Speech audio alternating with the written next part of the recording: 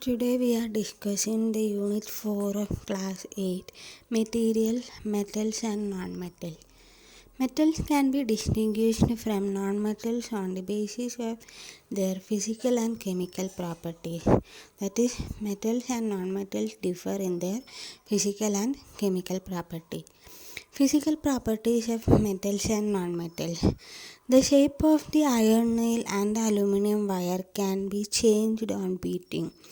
That is, we can change the shape of iron nail and aluminum wire by beating. If they're beaten harder, this could be changed into sheet. Again, if we beat this iron nail and aluminum more harder, that can be drawn into sheets. The property of metal by which they can be beaten into thin sheet is called malleability. Malleability means the metal or the property of metal that is allowing the metal to be changed into thin sheets. This is a characteristic property of metal. The malleability is a characteristic property of a metal. Materials like coal and pencil lead do not show these properties. Iron rod, nail and copper wire are good conductors, while rolled sulfur piece and coal piece are poor conductors. While we are discussing conductivity of metal, we can see iron, copper are good conductors of electricity, but sulfur and coal are not good conductors of electricity. The property of metal by which it can be drawn into wire is ductility. That is, when metals are drawn into sheet, that property is malleability, and when metals are drawn into thin wires, that property is ductility.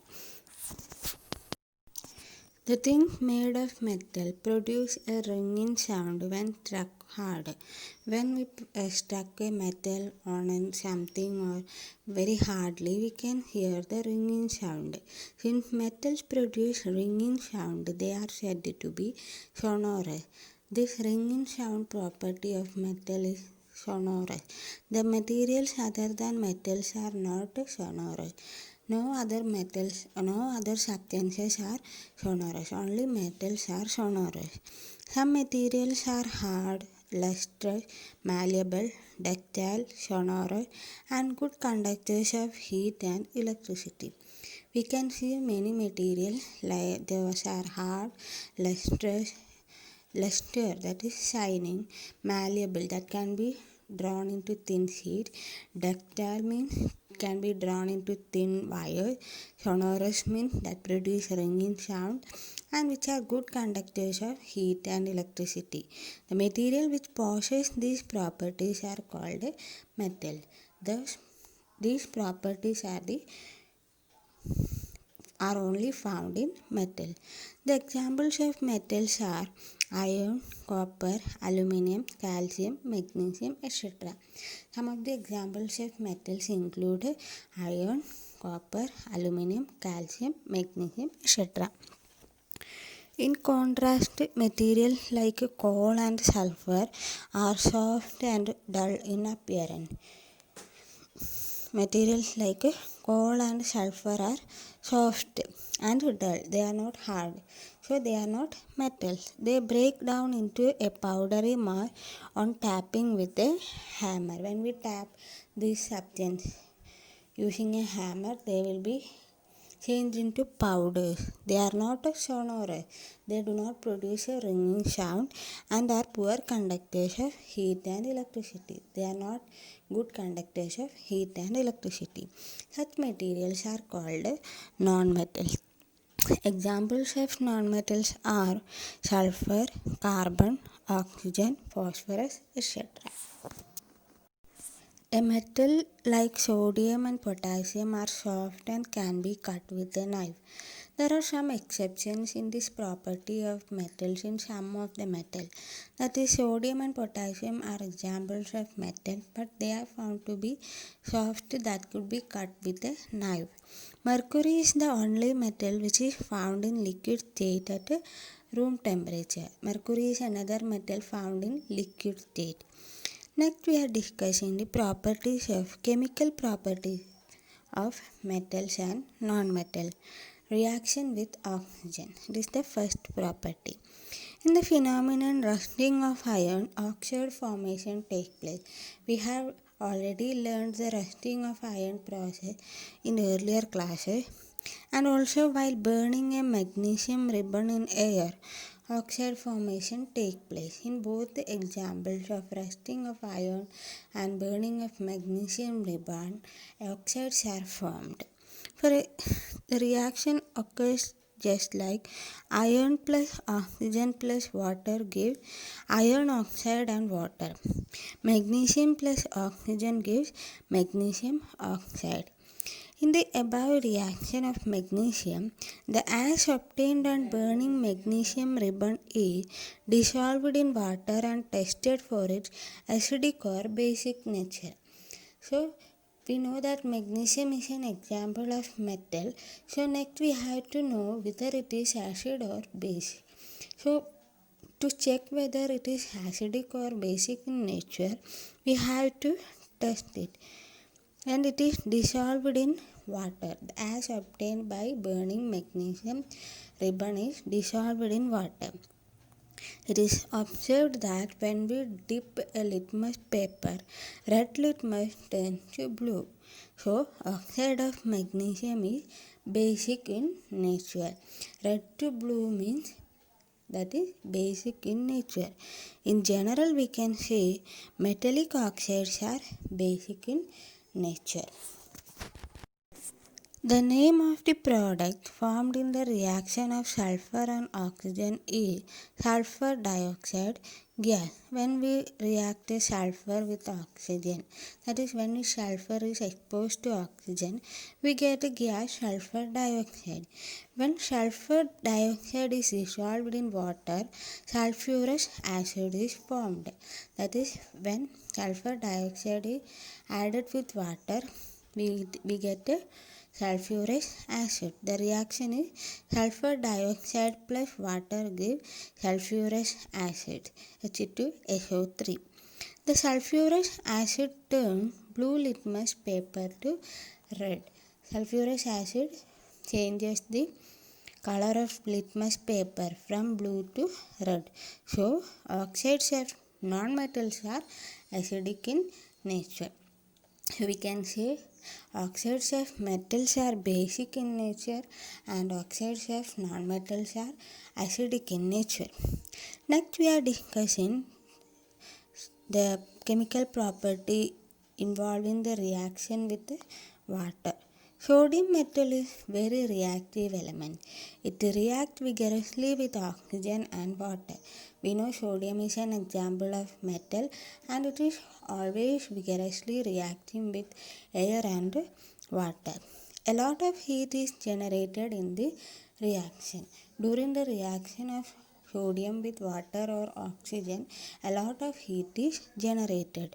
It is stored in kerosene. So, sodium is mostly stored in kerosene. Some other metals do not react vigorously with water. As sodium, some other metals will not be reacting with water. Iron reacts with water very slowly. Iron does not react vigorously with water but very slowly. Generally, non-metals do not react with water, though they may be very reactive in air. Some of the non-metals will not be reacting with water, but most of them react with air. Such non-metals are stored in water. Those non-metals that are very reactive in air are stored in water. Example is phosphorus, which is a very reactive non-metal. It catches fire if exposed to air. To prevent the contact of phosphorus with atmospheric oxygen, it is stored in water. Phosphorus is a non-metal which is very highly reactive in air that can cause fire, so it is stored in water. Next chemical property is reaction with acids. Non-metals generally do not react with acids. Metals react with acids and produce hydrogen gas that burns with a pop sound. Copper does not react with dilute hydrochloric acid even on heating, but it reacts with sulfuric acid. Some of the properties related to reaction with acid, we can see in general, non-metals do not react with acid. Metals react with acid and produce hydrogen. So, it will burn with a pop sound, and copper will not be reacting with the dilute hydrochloric acid, but on heating it reacts with the sulfuric acid. Next property is reaction with the bases. The pop sound indicates the presence of hydrogen gas. We have already learned that when we burn a matchstick and show onto the mouth of a test tube which contains sodium hydroxide, that is a base, and we hear a pop sound, that is because of the presence of hydrogen. Metals react with the sodium hydroxide to produce a hydrogen gas. Metals will react with the sodium hydroxide to produce hydrogen gas. Reaction of nonmetals with bases are very complex that could not be discussed in this single topic. Displacement reaction. So, to understand the displacement reaction, let us consider an activity. Take 500 ml beakers and label them A, B, C, D, E. Take about 50 ml of water in each beaker. Dissolve in each beaker a teaspoonful of each substance. That is, we have to take 5 beakers which is 100 ml and pour 50 ml of water in it, and we have to add some of the substances. Let it be beaker A contain copper sulfate and zinc granule. Beaker B contains copper sulfate and iron nail. Beaker C zinc sulfate and copper turning. Beaker D iron sulfate and copper turning.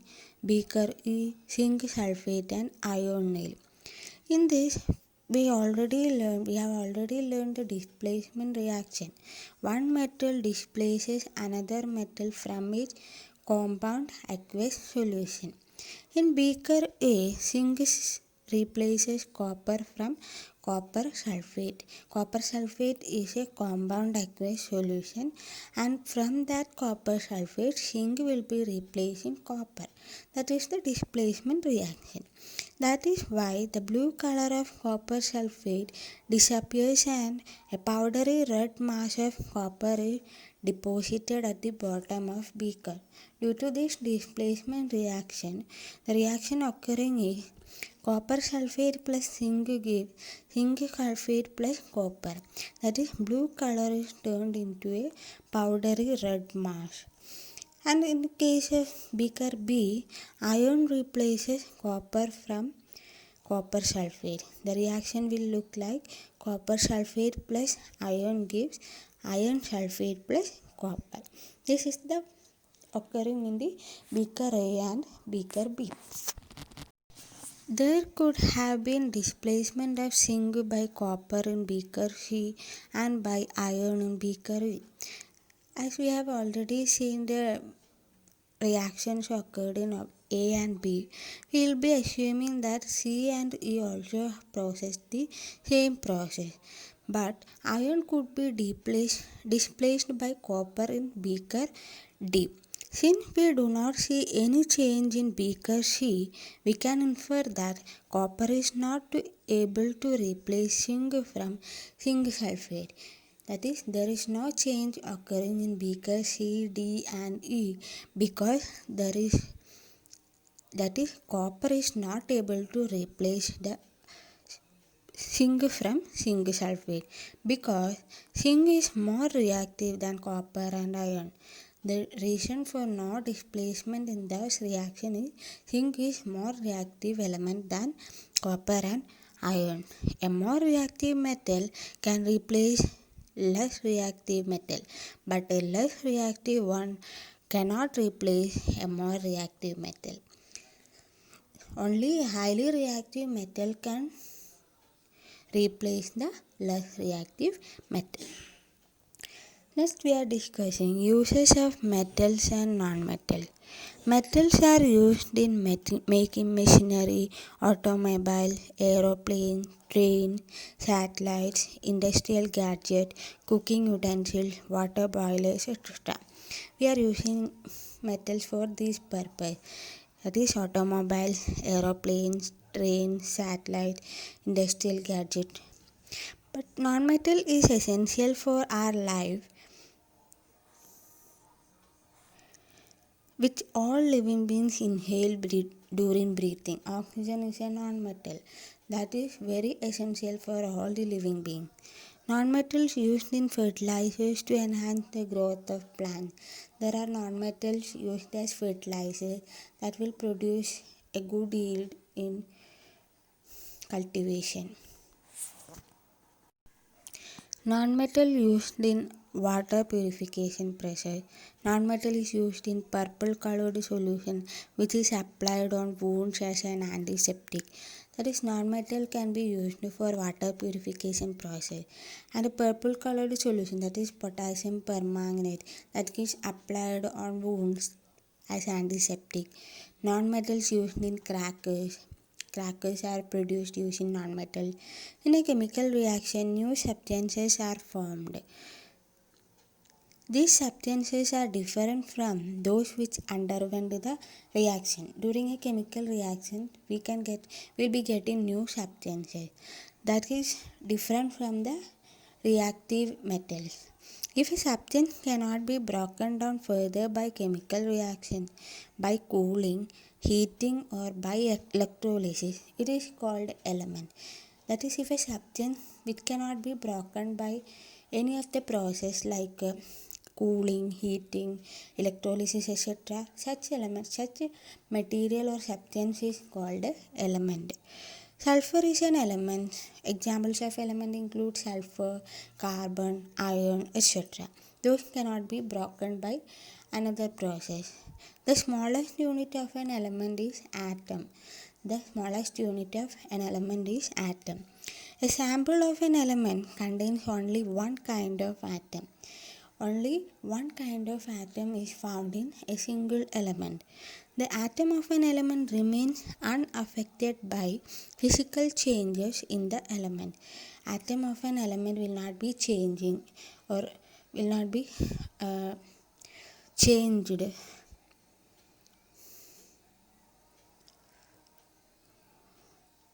when the physical changes occur in the element. Although we have an infinite variety of substances in the universe, the number of elements forming these substances is limited. There are many substances we could obtain from the universe, but number of elements forming these substances is very limited. There are no more than 94 naturally occurring elements. Therefore, there are 94 natural occurring elements. An important classification of elements is in terms of metals and non-metals. Mostly the elements are classified as metals and non-metals. Most of the elements are metals. Most of the elements found in universe are metals.